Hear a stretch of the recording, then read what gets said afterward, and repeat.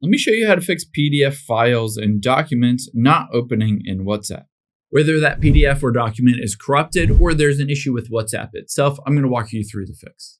Now, within the WhatsApp app of your iPhone or Android, you should be able to send and receive any kind of PDFs or documents just by going through the process of selecting it from your phone. So let's say I go through the process and I send this example PDF.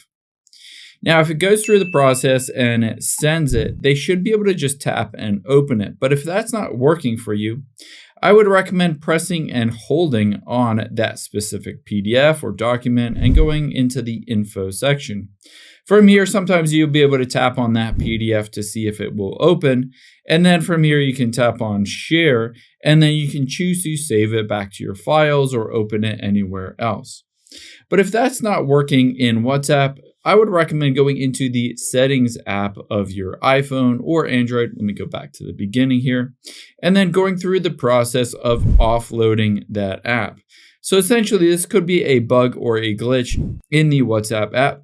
And by offloading it, essentially this reinstalls a fresh new version of the WhatsApp app, but it also clears the cache and temporary files in that app itself.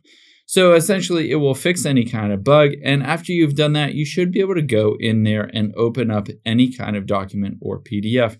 If it still doesn't work, you can always just ask them to send a link instead of sending that as physical document. Just send a link. Essentially, you can send it through a link in, a Google Drive or something like that instead of that document.